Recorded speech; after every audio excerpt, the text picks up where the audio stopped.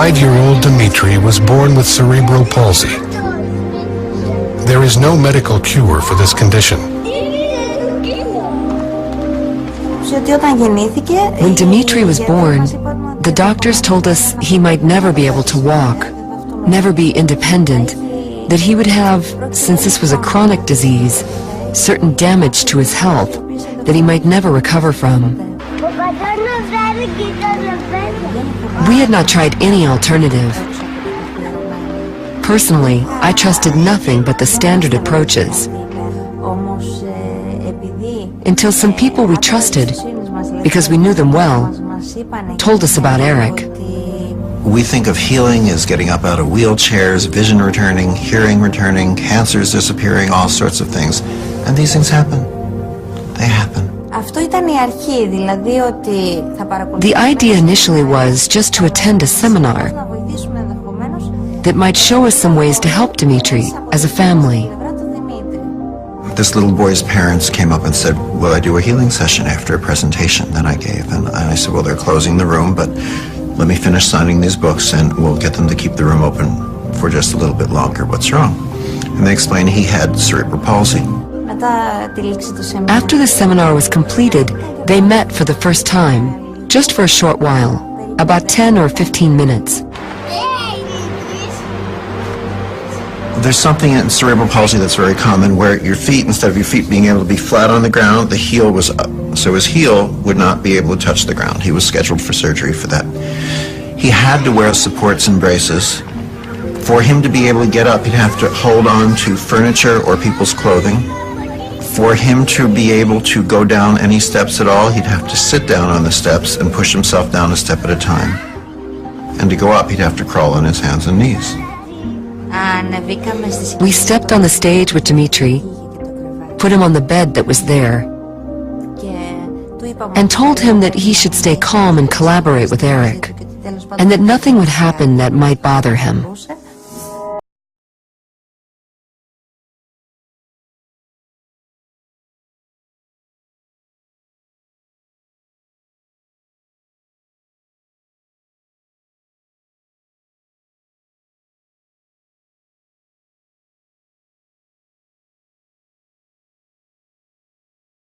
He was jumping and he was running.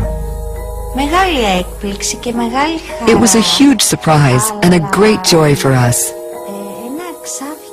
But at the same time, we were left wondering, how does this all work? So fast, so directly, and so effectively.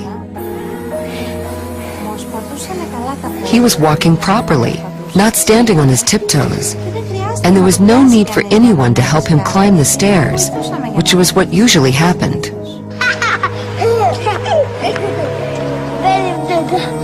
Other children may naturally walk up and down the stairs every day, but Dmitri was unable to do this, so accomplishing such things is very important for him. They brought him back down for another session.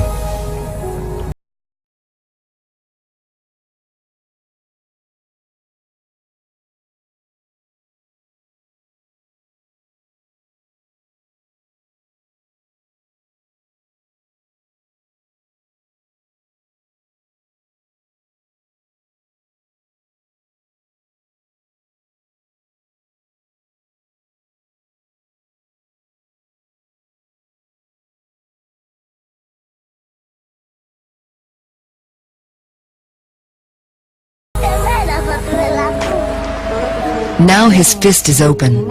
It is relaxed and cooperates with the left hand much better, which is very helpful. It's not closed into a fist, which bothered him a lot. And when he wants to give us a hug, he used to do it with only one hand. Now he gives a full hug and says, "You see, I can do it. I'm a big boy now." Of course, his hand isn't fully functional yet, but together with the left hand, it works somehow, and he doesn't reject it. Perhaps the most fascinating aspect of reconnective healing is that it can be learned. Now, I didn't believe that this was something one can learn. I thought it was something only Eric was capable of doing. I didn't think I could acquire these skills too, and help you, my neighbor, my friend. But in the course of the program, right away we saw for ourselves that yes, you can indeed learn to help others. If you see the living example standing in front of your eyes, as we see our own child, then I think that yes, you believe it.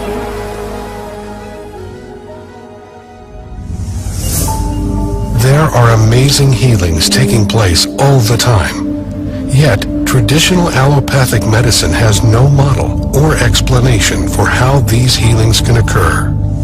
We don't understand how it is that even the simplest thing, like the healing from a wound that is so mundane that every child has experienced it, we don't have a full understanding of how that occurs. The answers may lie in the fundamental shift which is occurring in our understanding of our universe. Virtually every ancient culture and every native culture has thought of the universe as a unity, as a circle, and man is being central to that. And it was only with the discoveries of Isaac Newton and René Descartes that ripped us out of the fabric of our universe and created this clockwork model where mind is separate from body and that we are separate from each other. And that idea of separation is the foundation of Western thinking. Now, Newton described a very well-behaved universe of separate things operating in space and time according to fixed laws. The idea of the body as machine. The body is this well-behaved machine with the two engines of the body being the brain and the heart, and the whole central orchestra being conducted by DNA. That's the model we have. And we think of various processes being localized in certain parts of the body. What's wrong with that is just about everything. Body is completely decentralized. There is no central brain in a sense, and that the brain is closer to an antenna receiver. It's closer to a transducer of information, a receiver and a transmitter of information, but not the central repository of that information. In our conventional world of biochemistry and cellular biology, we focus on a Newtonian belief of a material world. Through the history of science, we focus on the mechanical reality and have let go of the concept of energy and fields as information in biology. That's the Newtonian perspective that says, focus on the matter, don't pay attention to the rest of the stuff. Except that we're now recognizing that the mind, which is an energetic field of thought, which you can read with EEG wires on your brain, or even more interesting is a new process called magnetoencephalograph called MEG. While electroencephalograph, you put wires on the skin and read brain activity, magnetoencephalograph is a probe outside of the head, and it reads the fields of neural activity without even touching the body. So it basically says that when you're processing with your brain, you're broadcasting fields. 1875 to 1920 was this enormous growth of biochemistry, and it was then thought that chemistry is probably, we're a chemical machine. The answer is to put the right chemical in the body and you'll get better. To a point, that's correct, but it doesn't appear to be correct for chronic disease. It's correct in the short term. There was a major intellectual split going on at the time in physics, because the old Newtonian world, the clockwork universe, was going strong, and a few crackpots in Denmark, Germany, and to a lesser extent England, developed quantum physics and said that it doesn't work the way you said it works. It doesn't happen like that. And there were huge anomalies found in physics that could not be explained. And the upshot of this was that the old idea of a mechanical universe, where everything happens for a specific reason in its own way, had to be dropped. Quantum physics changed our perception of reality over 80 years ago. Surprisingly, this new viewpoint has yet to be incorporated into our current biology model. The main problem with the current biological model is that it's reductionist and mechanistic. That means, first, it tries to explain everything in terms of little bits, generally molecules, because they're the smallest things in organisms. And secondly, it tries to treat the organism as a machine that works simply in terms of physics and chemistry.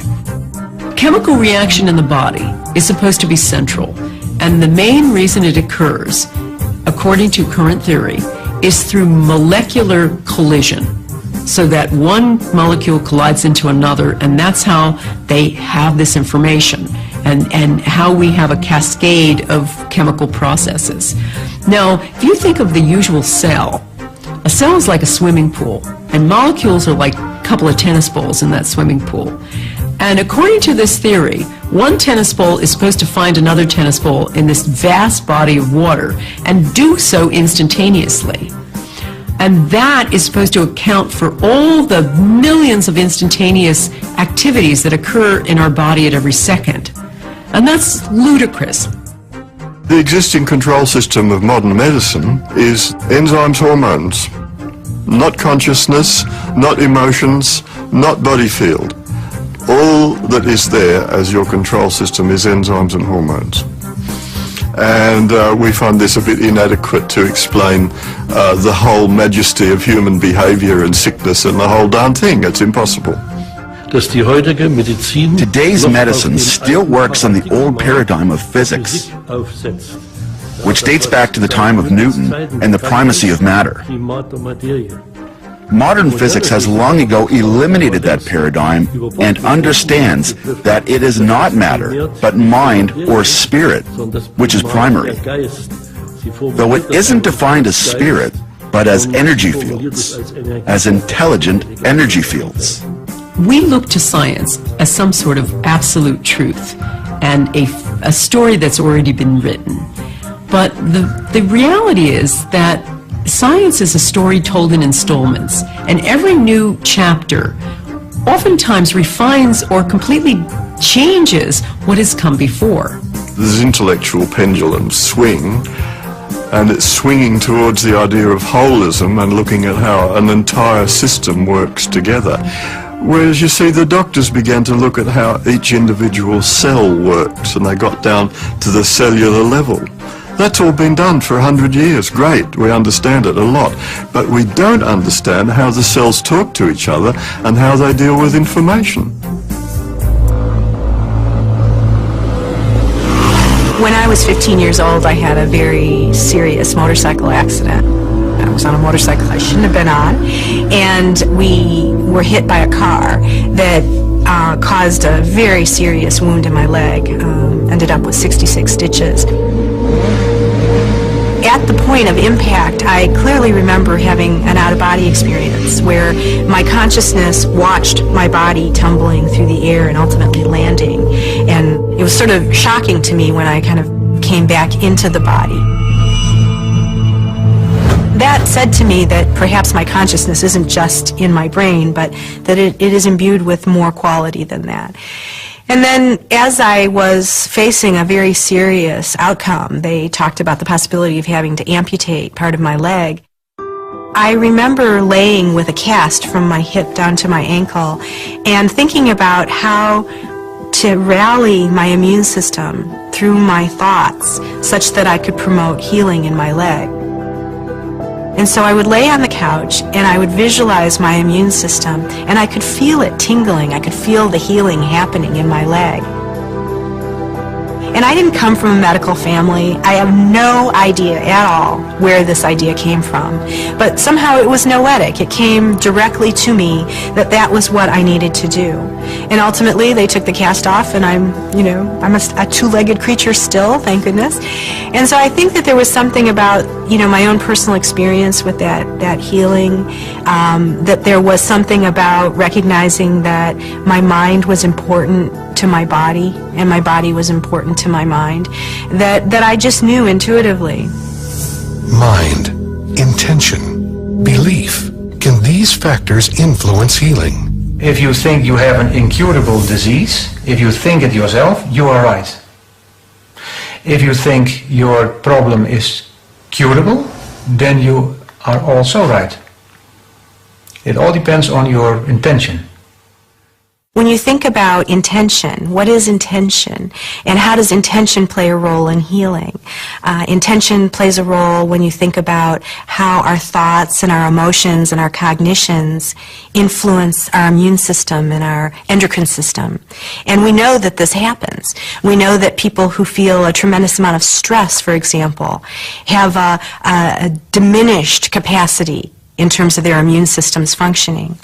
It's been discovered in the laboratory over the last 15 or 20 years, for example, that intention does have physical effects. So, for example, we recently conducted a study where we recruited couples, one of whom had cancer. And we took the partner of the cancer patient and we trained them in what we called a compassionate intention program. And so they were invited in to participate in a training program. A lot of it had to do with meditation, it had to do with heart opening, it had to do with subtle energies. And we took them through this training program, and then we asked them to go home and continue to practice this intervention for 8 weeks. We brought them back and we put them in our laboratory, and we monitored the patient in one room, and we put them in a 2,000-pound electromagnetically shielded room so that there was no possibility of electromagnetic fields or the partner of the cancer patient talking to them on their radio, on their cell phone, and saying, okay, breathe deeply now. We could rule out any of those kind of conventional explanations. Meanwhile, the partner who'd gone through the training program sat in another room and watched the image of their loved one on a closed-circuit television screen. And then at random times throughout the session, they were asked to send loving, compassionate intention to the patient. The idea was to see if we could find correlations between the intention of the one person and the physiological activity of the other. What we found is that there was a significant correlation in the physiological activity of this person and the physiological activity of the other. This suggests that there is some way in which information is transferred that isn't accountable by the conventional Newtonian model of cause and effect. You know, the partner of the cancer patient wasn't coming in and whispering in their partner's ear, calm down now. You know, quite the contrary. They were at a distance, and there was no way that the two people knew when this kind of interaction was happening, and yet it happened. Sending an intention that I am better, sending information with belief that I am better, is sending information to the body to correct itself. Because as we say, a thought is an actual physical energy too, and it sends information to the body as well. It's been very well demonstrated that our belief system affects how we behave and how we perform, and it also affects our lifestyle. So if we don't believe that we can help ourselves, we probably cannot. If we don't believe that positive information is useful to our health and well-being, then it probably won't be. Our thoughts create our body moment by moment. When we think positive thoughts, we release certain chemicals into our body. When we think negative thoughts, we release negative chemicals into our body. And those have a profound effect on how the cells are behaving and how the nutrition is being used. It's very obvious to me, working as an osteopath, that the stress that people hold in their body has various patterns according to how they're thinking.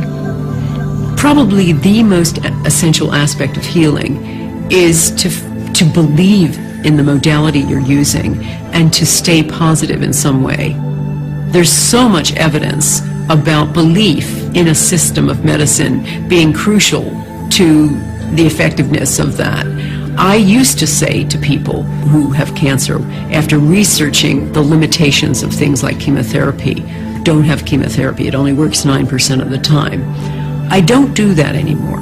And the reason I don't is that I believe that belief itself is the body's strongest medicine. And if you believe something is going to work, regardless of what that is, it's going to work for you.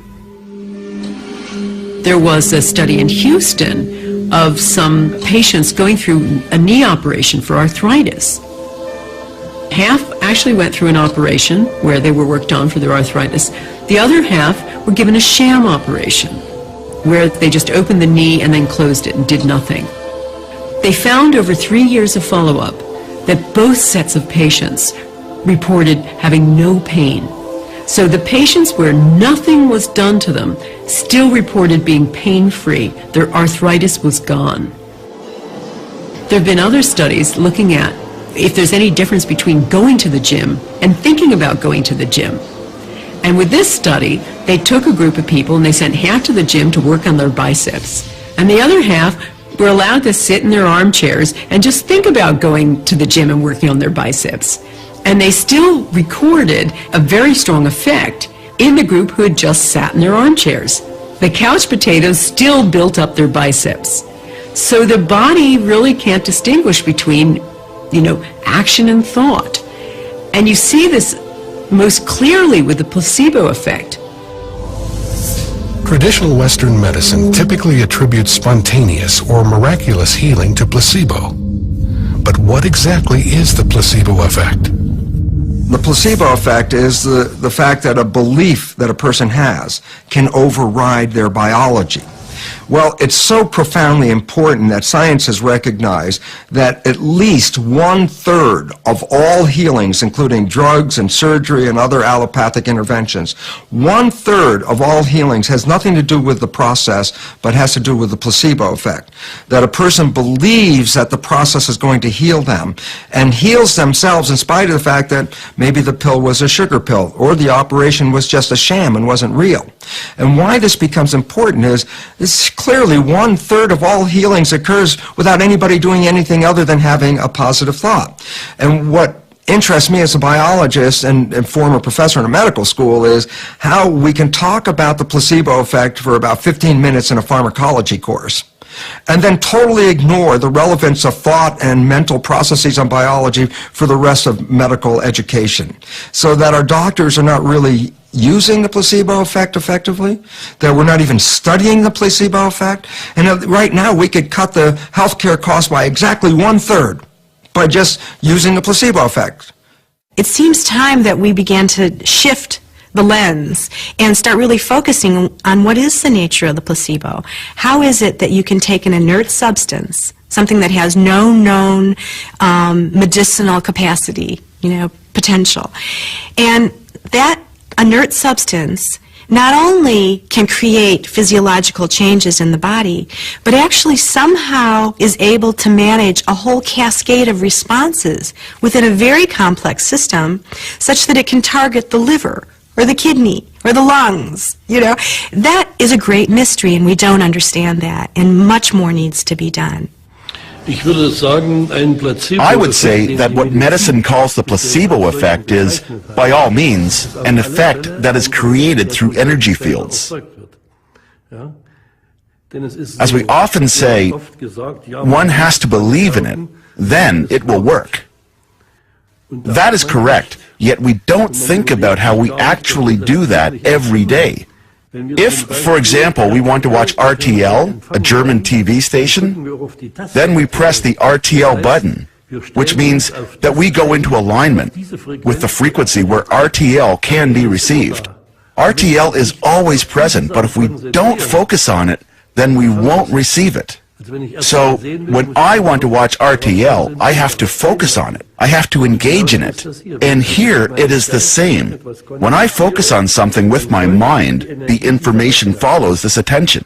The placebo effect is really another way of talking about the body's self-healing capacity. And anything that unleashes more of that is going to be a better system. I was absolutely desperate to have children. It was one of the reasons why I'd gotten divorced. I wanted children and my husband didn't. So I moved to London thinking it would take me a maximum of 2 years to find myself a new partner and settle down, and I'd be out in the country having my 2.5 children and I'd be totally happy. That was my plan. I was very good at making plans. So there I was. I had my osteopathic practice. I was seeing clients and I was stressed, frustrated, depressed. And I had been having headaches for years, maybe 10 years. I'd been having these terrible headaches, which were getting worse and worse and worse. Sometimes they lasted as long as 5 days. I had a routine visit with my doctor, and the doctor found that my hormone level was very much out of balance and immediately suspected that I had a tumor. So I was sent for a brain scan, and they diagnosed a prolactinoma. It was a huge shock, out of the blue, and I felt at first how unfair. I went off to the medical library and started to learn everything I could about this tumor. And when I discovered that it caused infertility, I thought, that is so ironic. Every cell in my body was saying, I want children, and I had somehow created a tumor that stopped me having children. There had to be some reason for this. There had to be, this was too much of a coincidence, I thought. And I got very curious. Because of my alternative medicine background, I decided to treat it alternatively, rather than go for the orthodox drugs or surgery. Ariel decided to utilize neuro-linguistic programming, or NLP, to approach her tumor. So then I got into doing NLP at a much deeper level. Got through the master practitioner level, came home, and was totally inspired as to what I could actually do. I started to really understand what NLP was all about. NLP is a practical form of psychology, which starts from where you are now and looks at where you want to be and uncovers what's in the way. If you have, like my 5-day headaches, and you'd like to be without a tumor in your end state, the journey to get from square one to the end square is, what we actually start exploring with NLP. Ariel made some very interesting discoveries as she began working with NLP. Now, remember, I was the person who thought every cell in her body wanted children. And what I discovered was that deep down, that going back to early childhood, I had such an abhorrence of what my family had been like, that the last thing in the world part of me wanted was to be a mother. And this really shocked me. I thought I wanted one thing, and in fact, an unconscious part of me was going in a completely different direction. And when I understood the reasons why it didn't want children and what it was based on, I was able to kind of let go of that and allow it to be the way it was, and at least to understand why I'd created a life that didn't go down that path. One day, I heard myself shouting inside my head. It was like this little voice saying, I'm so sick of this. I just want to be rid of this whole nightmare. I want to be rid of this tumor. And I stopped in shock as I listened to this voice inside my head, and I went, wow, there's a lot of anger in there, a lot of frustration. That's a lot of self-attack. If I'm attacking my tumor with all those thoughts of wanting to get rid of it, that's murderous. That can't be healing. And I had never looked at healing in that way. And I realized then that every thought I'd had was actually about making it go away. Now, that's a conflict. That's a huge inner conflict. And I decided to look at that a little bit more closely. And I thought, well, what would be the opposite? It has to be acceptance. I thought to myself, well, what would it be like if I really accepted this tumor? And this was quite a few years later, but it was absolutely a turning point in my healing when I realized that my tumor had taken me down a journey I'd never planned. It had taught me things I had never intended to learn. I had changed my career. I had changed my whole outlook. I had learned lots of things about myself and others. I had insights I'd never had before. I'd met amazing people, wonderful people all over the world. I'd had the support of people all over the world. And I realized I liked myself a lot better. And so I thought, okay, I can see that this tumor hasn't been totally bad. What if it has a purpose or a reason for being here? Because obviously it's done a good job so far. So if it's got a purpose for being here and it's still here, maybe there's still a purpose. what would happen if I gave it permission to stay for the rest of my life? It was 6 months after I had that realization and I got to the point of accepting the presence of my tumor. I had my routine blood test and went to see my specialist, and to my surprise, my hormone levels were completely normal. And when my doctor saw them, he just went, "Wow, that's incredible." And, I thought it had been a mistake. I thought maybe the blood test reading was wrong or something. I said, "Well, so much time has passed and I'm older now. Maybe my hormones have changed." He said, No, can't be that. He said, "This can only mean one thing. Your tumor has gone." And he said, "This is a real credit to you. I don't know how you've done it. I don't know what you've been doing. But I have to tell you, I've seen you for 10 years and you're not the same person you were 10 years ago. You are completely different."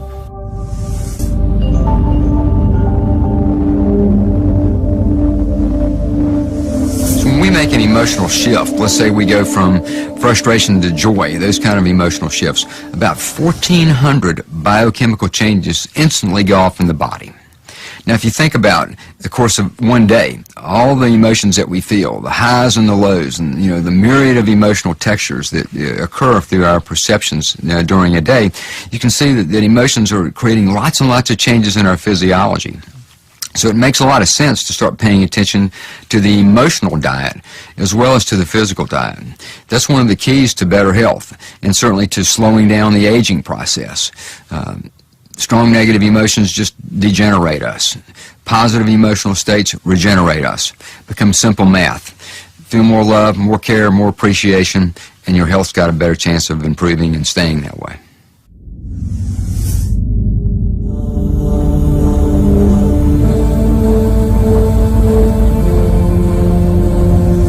One of the most profound discoveries made really since the advent of quantum physics is a thing called the zero-point field. And what this is the energy exchange that goes on between subatomic particles. All subatomic particles engage in a little energy dance. It's almost like playing a game of basketball. They send energy back and forth to each other. And in that exchange, a thing called a virtual particle is created, just for less than the blink of an eye. Now, that little individual exchange isn't much energy. It's about a half a watt's worth.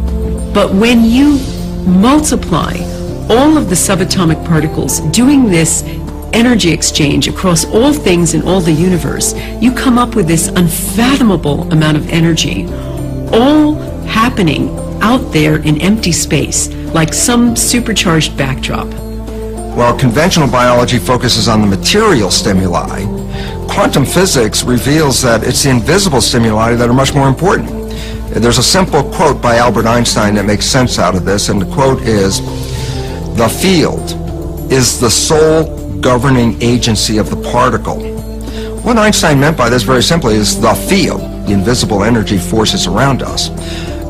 They are the sole governing agencies of the particle. Well, the particles matter. And so quantum physics says the character of matter is ultimately determined by the field. How then is healing communicated to another person? Well, you see, there's this field.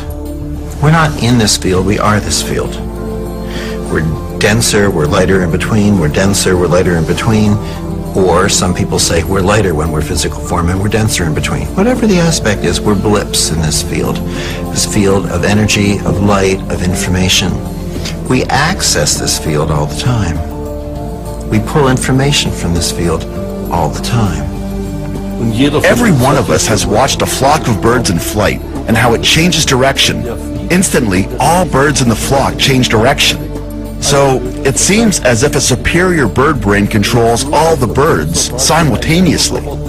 That only works with the help of those fields, since the fields are able to transfer with no informational loss, and above all, instantaneously, with no time delay. Walk into any great cathedral in the United States, in Europe, anywhere, that's been standing for hundreds of years or more. And what you will experience is in that cathedral is a hush of awe, reverence, quiet, and it's a palpable experience.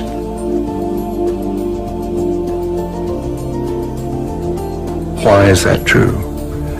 It is true because for hundreds of years, the people going into that cathedral have been on their best behavior.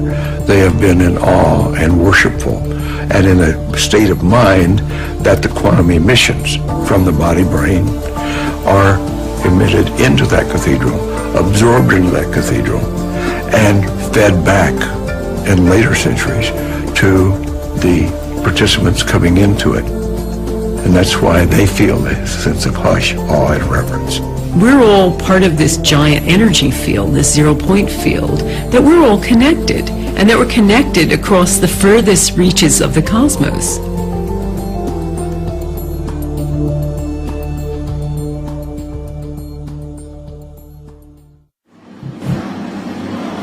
Watch an ice skater.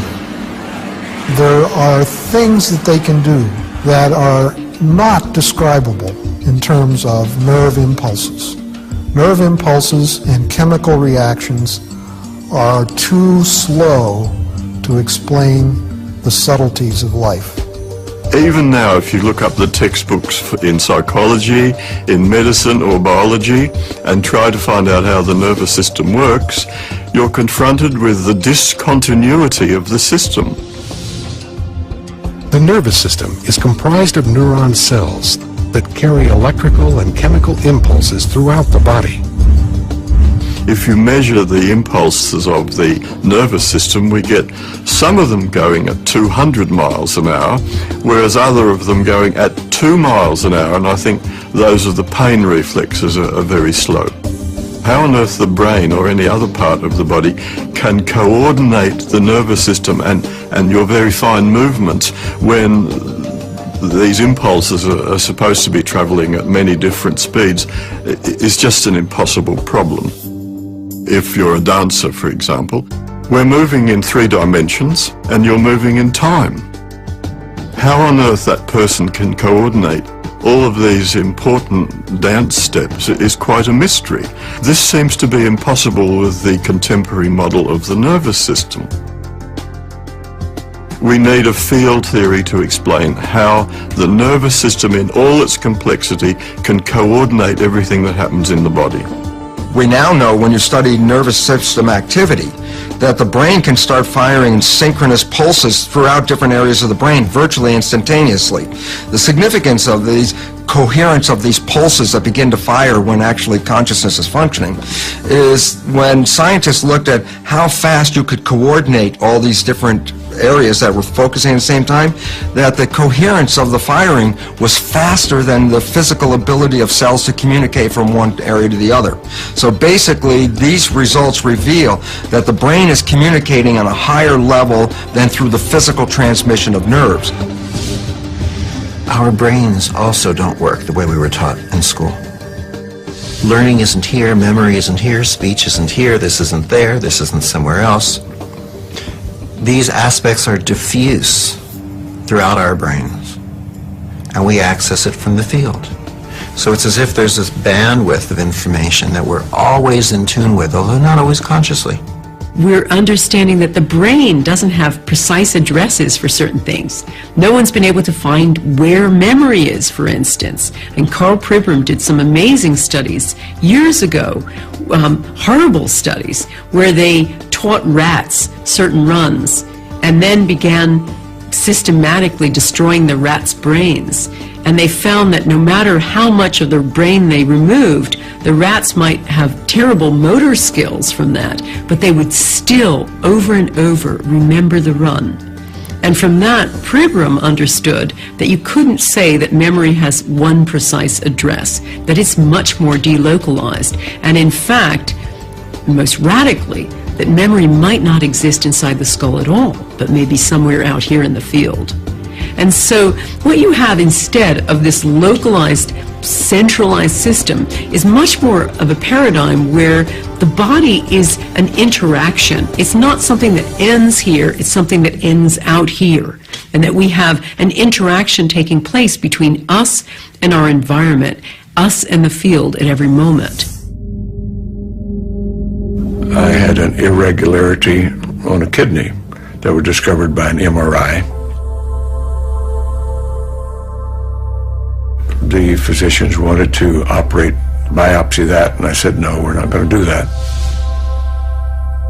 And I had a healer, Adam, a young man in Vancouver, who was developing his talents as a healer.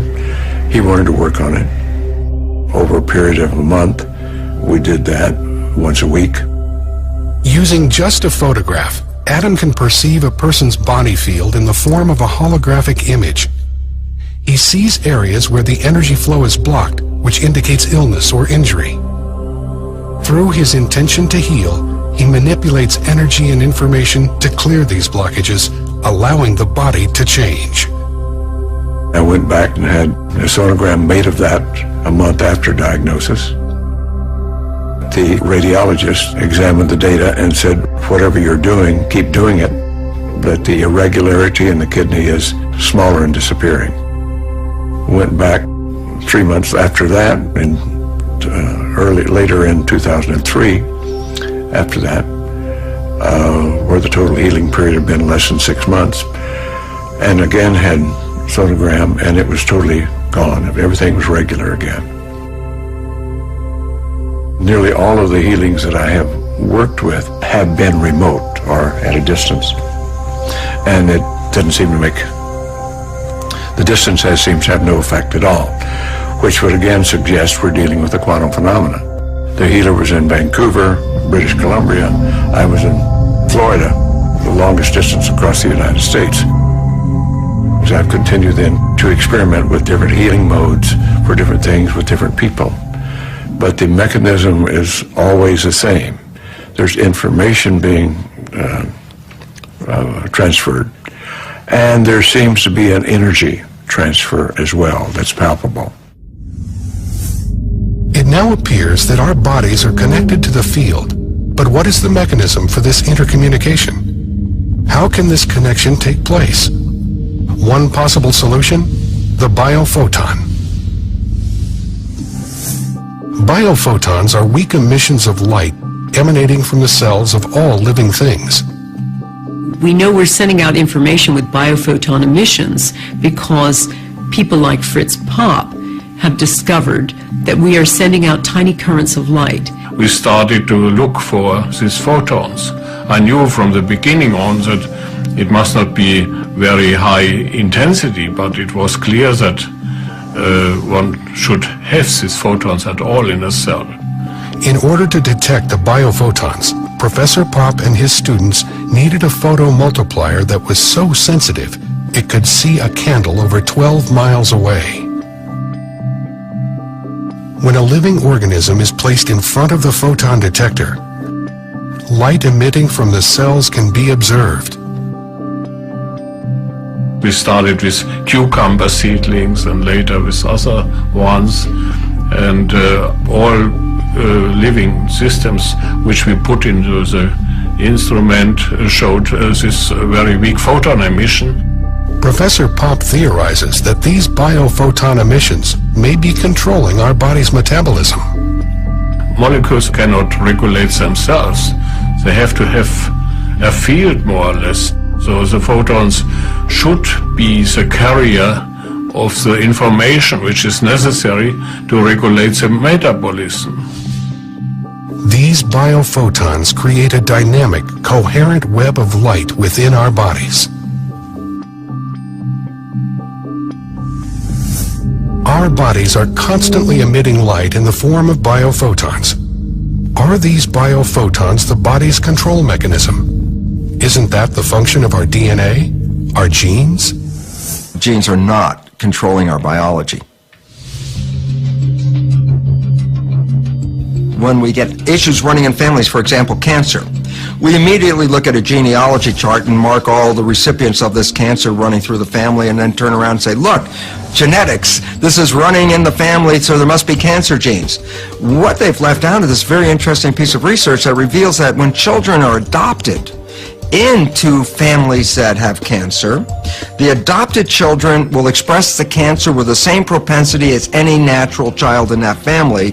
But the interesting fact is the child comes from totally different genetics that doesn't even have that cancer. So it says being introduced into the family dynamics which is where you learn perceptions and beliefs and attitudes, is what shapes the cancer, not the genetics that somebody came in with.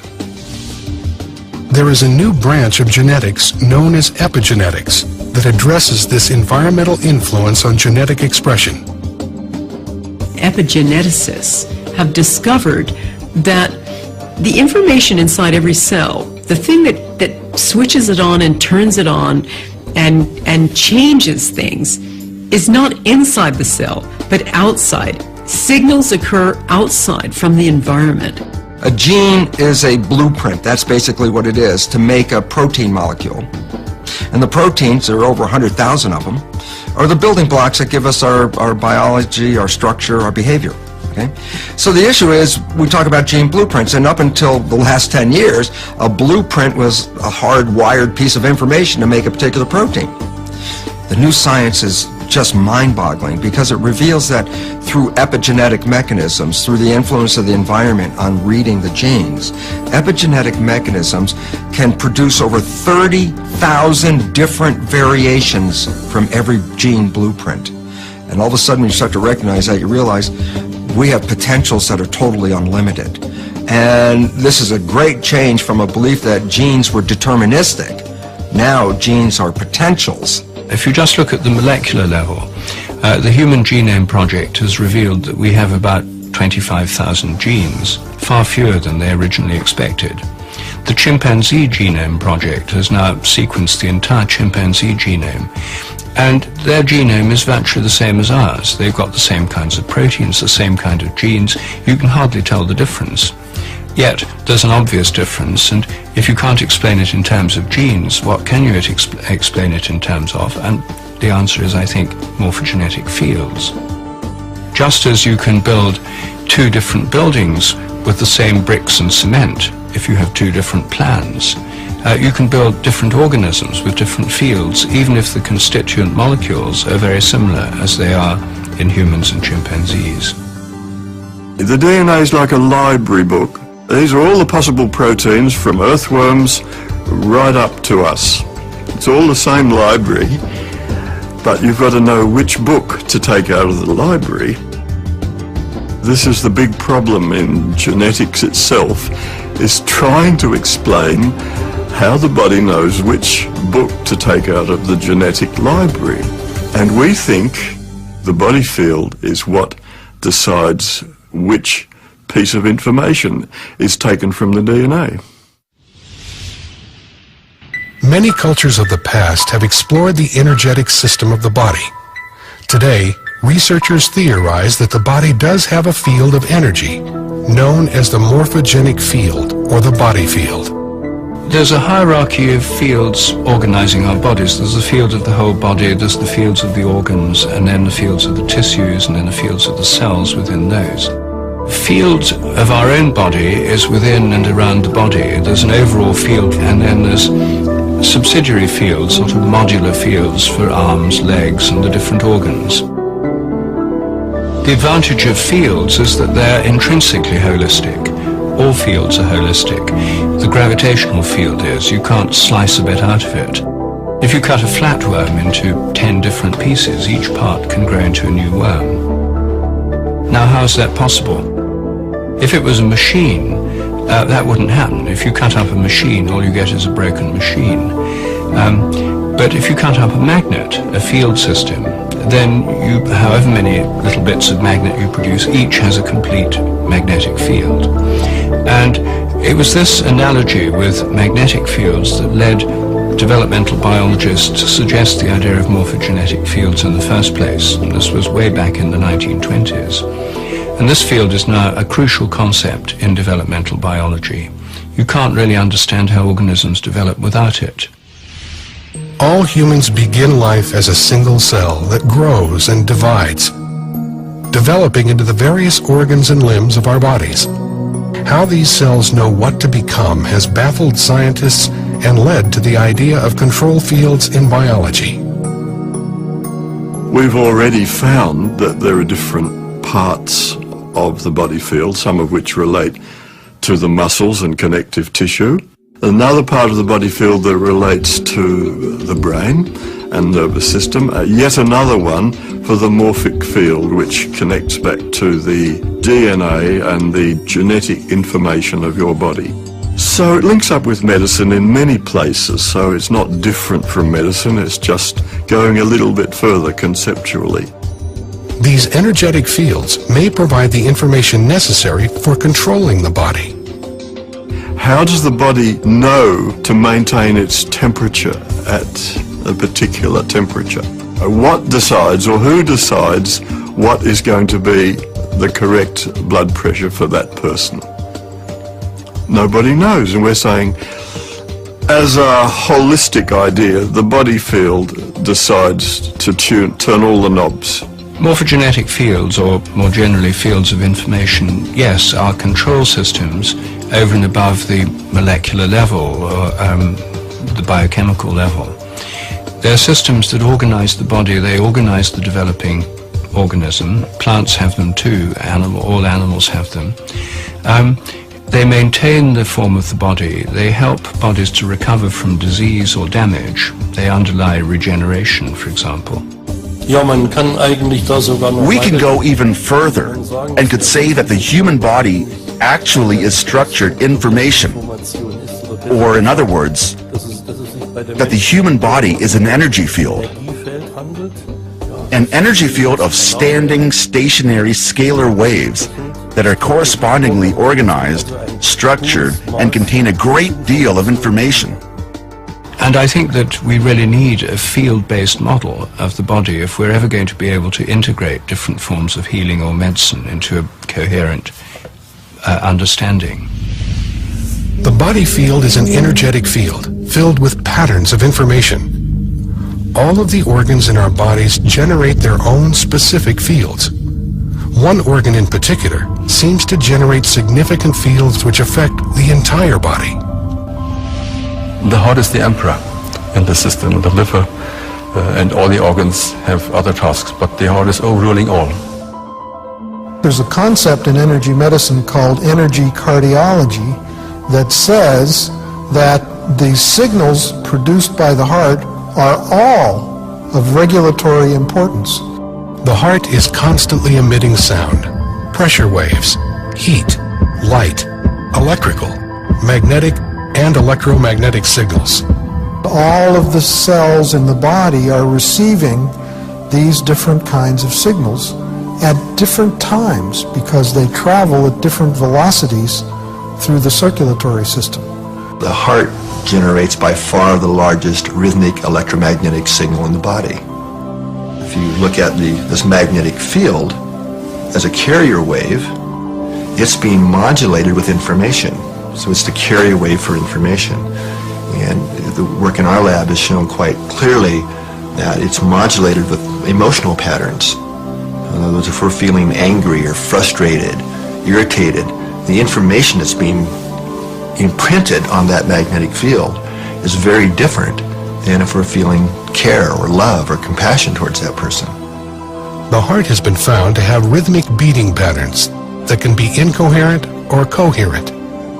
These patterns are closely linked to our emotions and how we feel. When the heart's rhythmic beating pattern is smooth and ordered, it's called a coherent rhythm. And that coherent rhythm entrains or synchronizes the brain rhythm, the nervous system, the bodily organs and glands all dance in harmony to that heart coherent rhythm.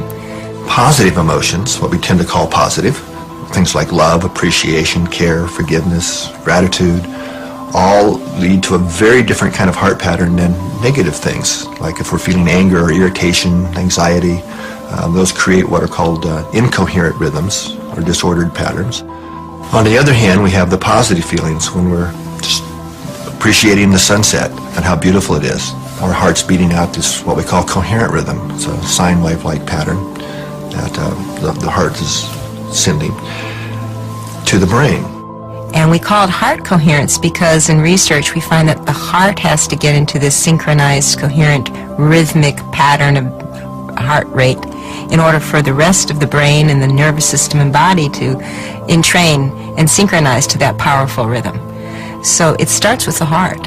When we feel the pulse, what we're feeling is the pressure wave created by the beating heart. It's not actually the flow of blood, it's the pressure wave. So every time the heart beats, that pressure wave goes to the brain and throughout the body. And if we look at the brain level, that pressure wave synchronizes all the neurons. In fact, the brain would be in trouble if it didn't have that synchronizing signal to kind of give us a global synchronizing effect. When someone is in coherence, you can often feel their love or their compassion or their gratitude radiating. Coherence is the optimal physiological state that underlies learning and performance and facilitating the body's natural regenerative processes. The heart has its own intrinsic nervous system, which can sense, feel, remember, and process information that's independent from the brain. We always think of the information input system as being entirely in the brain. But we're now discovering information that the heart receives information first and then relays it to the brain. Studies have shown that the heart responds faster than the brain to outside stimulation. One of the more recent studies we did in our labs was looking at what we ended up titling the electrophysiology of intuition. There was some previous research that had been done showing that the body would respond in a way that would predict a future event if the future event was emotionally significant and relevant to the person. Participants were attached to sensors to record their brainwave activity, heart activity, and heart-brain interactions. The person would be sitting in a computer, push a button, and then we're recording physiological data, and 6-8 seconds later you would be shown a photograph. Okay, and then the photograph would be from two opposite ends of the spectrum of emotional arousal. Participants were shown pictures of car accident victims, snakes attacking, and other disturbing images. On the other end of the spectrum, the pictures included flowers or sunsets. The photographs were randomly assigned for display to the participants. What's key here is the computer assigned not only which photograph, but which type of photograph after the data was already recorded. So it was absolutely impossible for the research subject, the experimenter, to have any kind of foreknowledge of what photograph it might be. The computer itself didn't even know. The results were surprising. The body responded even before the picture was displayed. What we found was that not only did the body indeed respond prior to the event, seeing the picture in a way that would predict it, but it was the heart that responded first. The heart's response was not only faster, but the signal it sent to the brain varied depending on the emotional content of the picture. Looking at the signals that the heart was sending to the brain, that the heart literally sent a different message to the brain, depending on what the future picture was going to be. Then you saw a brain response, then you saw the body response, which is then where it then became conscious. So the flow of this intuitive information is heart, brain, body, and then you have to have the body response for it to become consciously aware of it. What these experiments reveal is changing our basic understanding of how the human body functions. It appears as though the heart and brain, later, have access to a field of information not bound by time and space. So if we're talking kind of quantum holographics or quantum physics, that's old news. So we're really starting to have ways now of showing that we really do have an energetic or an electronic system. And that's really primary, that it's really not bound by time and space. The heart is connected to a field of information and intelligence that's different but complementary to the field of the brain. It's very clear these neurons in the heart and the brain part have short and long-term memory. They process information. It's a functional brain. Other researchers theorize that the heart may be the master organ for imprinting information into the body field. There's a lot of neural tissue in the heart, and we believe that neural tissue is there in order to act as an imprinter for the hologram. The body's holographic body field is continually supplied with information via the pressure waves of the heart. Inside the heart there's an enormous amount of charge, Now, the pressure waves in the presence of this charge inside the chamber of the heart is sufficient to imprint information. If the heart is transmitting or imprinting information, there must be a way for the cells in the body to receive that information. There are receptor protein cells on the outside of the cell which are simply there to receive environmental information. How is my day today? What is going on out there? What does the body want this little cell to do today? You see what I mean? There has to be intercellular communication, but there has to be one source so there can be one control system for the body.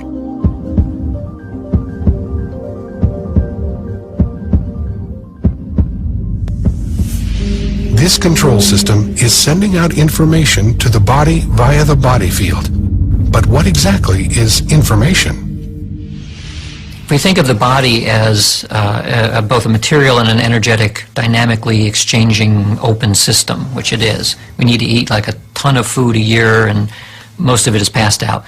So all of that food is somehow turned into the body, which remains extremely stable for long periods of time. Somebody basically doesn't change much for maybe 40 years as an adult. People recognize you immediately, even 40 years later, because the basic body structure doesn't change, even though after a short period of time you don't have a single atom left in your body. They've all exchanged and gone out. And so now this is the hamburger I ate yesterday, and in 3 weeks from now this will be a carrot that I eat tomorrow, and so on. It's a very dynamic system, and yet I remain the same. So if it's not the material, and presumably not the energetic part, the dynamic energetic part, then what's left? There must be something like an informational pattern which holds it together. Many scientists who are on the frontier theorize that and have demonstrated that we're an information system and it's not entirely localized in our body, that we're accessing information from the field all the time. The body appears to be constantly connecting with information within itself and with information in the field. The body is always looking for coherent systems, looking for information interchange between all cells he has, so that every single cell knows what's on. There's a large information system, and some people say that illness is just a lack in the information system, and I suppose they are right. Matter is compressed energy.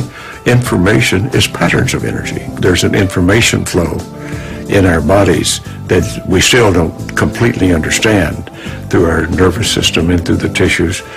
And even the ancients, some of the ancients and the Chinese call it the acupuncture system, which is a system of information flow in the body itself.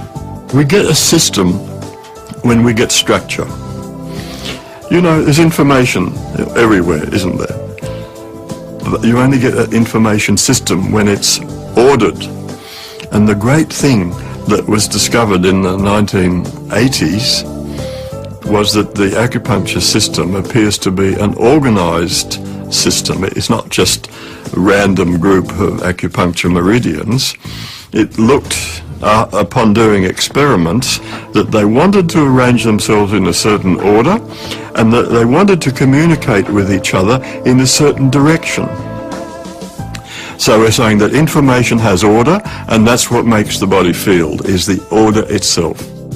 The actual regulation of the whole organism and of all cells, the coordination of all cells, is accomplished with the help of these information fields, these scalar wave fields. They guarantee that each cell knows what every other cell is doing at any given time, and we have over 70 trillion cells. This is a lot of information, and it can only be processed with the help of these structured fields. Ultimately, according to Einstein and other people more recently, have said that energy and information must be interchangeable. All right?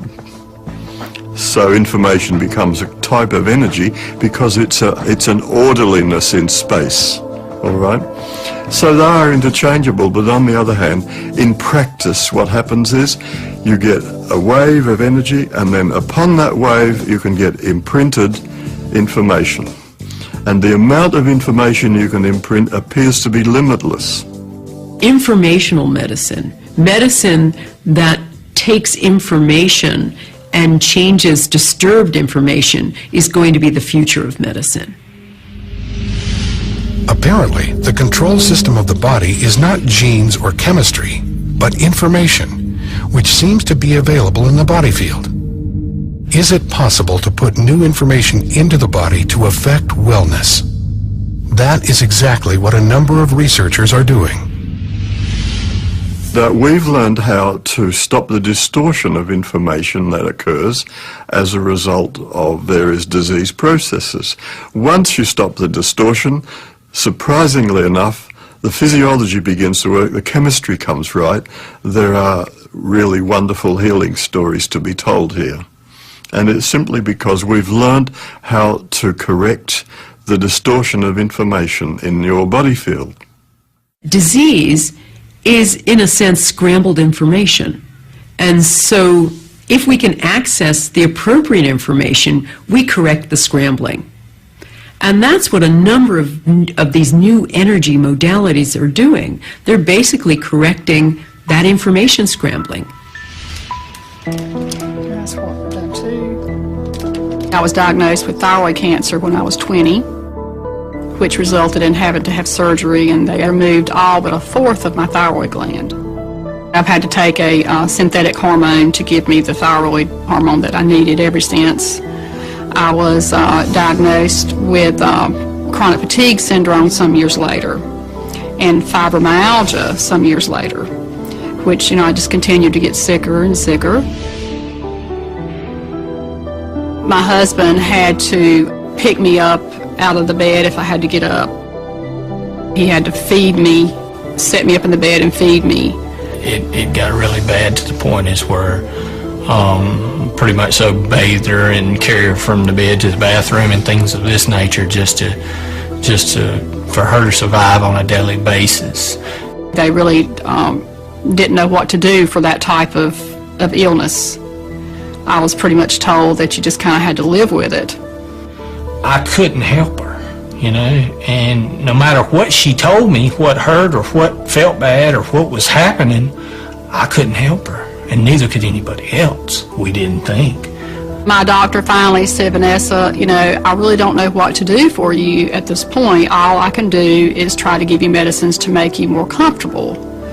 But I would suggest that you go see this nutritionist, and maybe she could help you figure out what you can eat, or at least, you can start to get some nutrients from something. Vanessa actually was referred to me by her endocrinologist. When she first came to me, she was literally not able to spend a day at all out of the bed. She had lost a tremendous amount of weight. She was allergic to almost everything.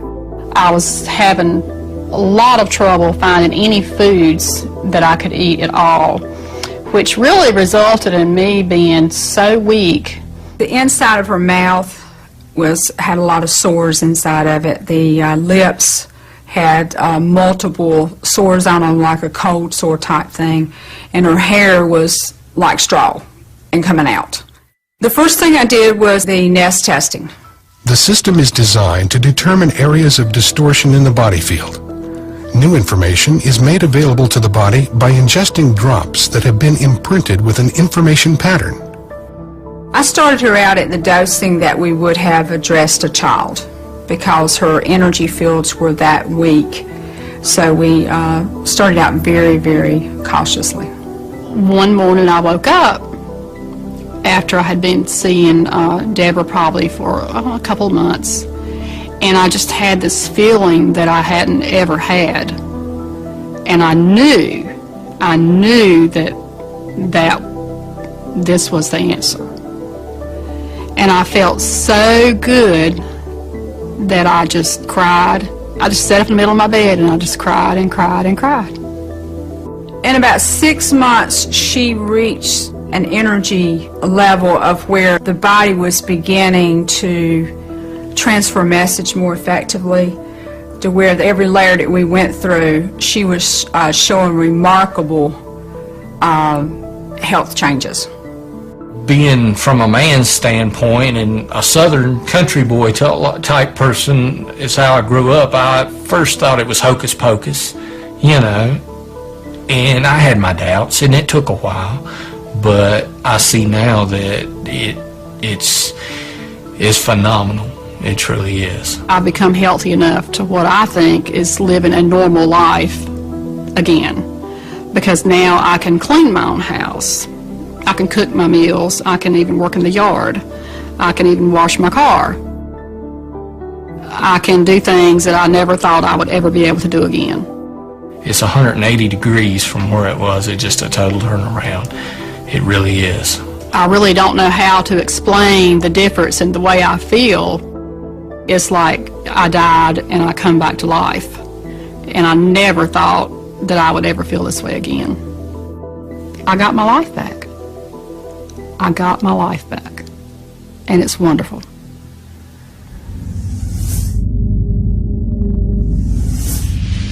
We're on the threshold of an entire new understanding of how disease happens, how information is transferred, and how to enhance information transfer within living systems.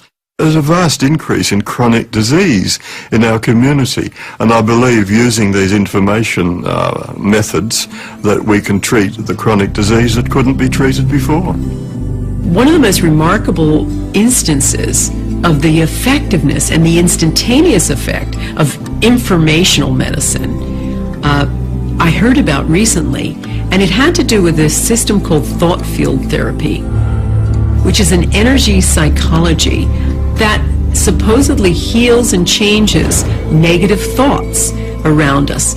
And the theory is that negative thoughts hang around us almost like a net, and they affect bodily systems. They use this system in Kosovo with survivors of the war in former Yugoslavia. These were families who had been severely traumatized because the Serbs had killed half of a family just so the survivors would be demoralized. So they took a group of people who had severe post-traumatic stress syndrome, who would have required years and years and years of talking cures and medicine and all that sort of conventional thinking. And they gave them thought-field therapy.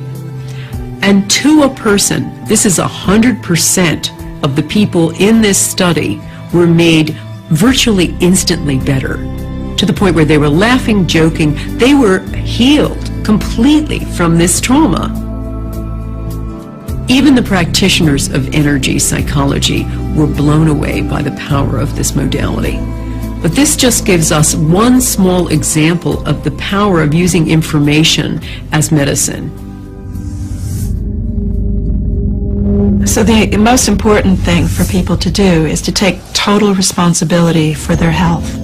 Not to think that it comes from outside themselves or that somebody else can give it to them. And by taking total responsibility, that may mean they have to start with choosing the thoughts that they think so that they are in a good state of mind, the state of mind that's most conducive to healing. One of the fundamental things that has to change in the future of medicine is this focus on the gene as being the solution to every illness.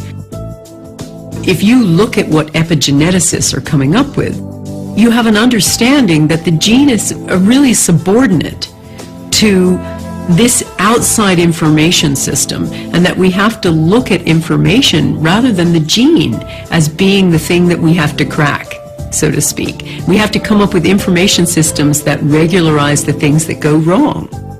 I think there is absolutely no question that healthcare today at a global level is in crisis. And it's a crisis of meaning, it's a crisis of economics, it's a crisis of leadership, and it's a crisis of our models and our understanding of what promotes or facilitates healing.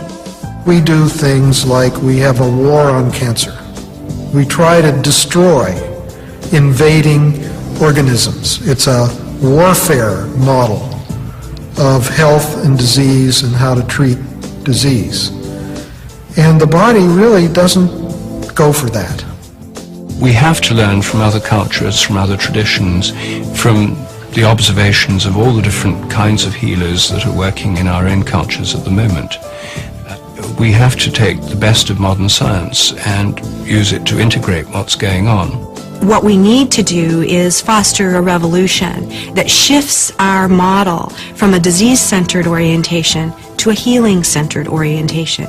And once you begin to make that move, you are, responsive to a variety of different factors that can facilitate or enhance our natural healing capacities. I think we can rightly say the revolution has begun. Not just in my case, there are research workers all around the world who are thinking much the same and who have research data that we can incorporate into these new ideas of the body field. But I think now we have a viable scientific theory for how the body stores and accesses information. So we do have a medical revolution on our hands.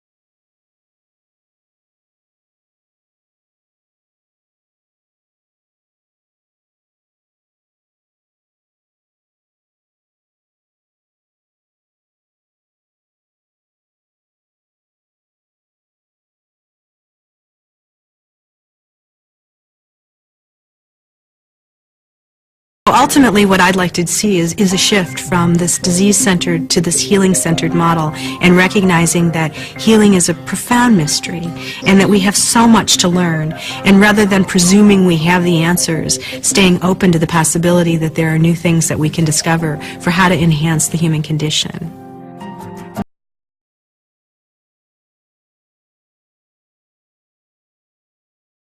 Mind is the functioning of the brain that interprets the environment and adjusts the biology. So rather than being controlled by our genes, our biology is controlled by our mind. And when you understand this, then you realize the power of being able to change your mind, because when you do that, you change your biology and your genetics. If someone's sick, they don't want to know whether pill X works better than a placebo in a double-blind trial. What they want to know is, what's the best kind of treatment?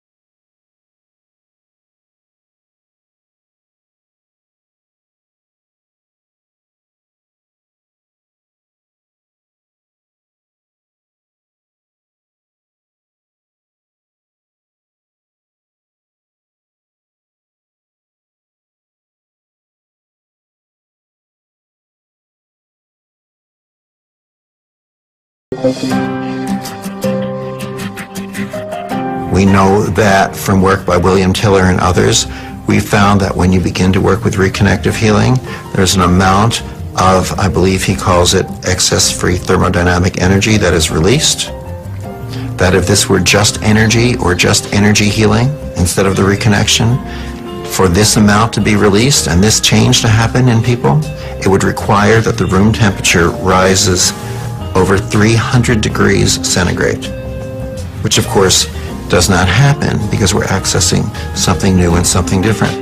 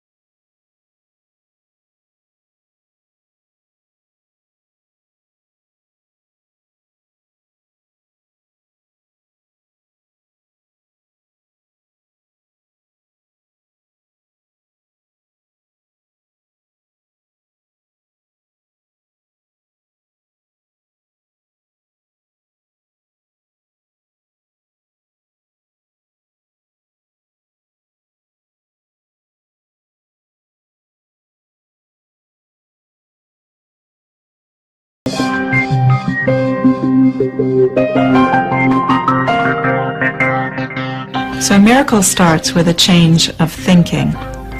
It's like when I changed my thinking about my tumor, and I decided it was my best friend and my guide, rather than it being the worst thing that had ever happened to me. That was the miracle. When I gave it permission to stay to the end of my days, that was the miracle. People think it's the end result, but it's not the end result. It's the change of thinking which leads to a completely different inner state.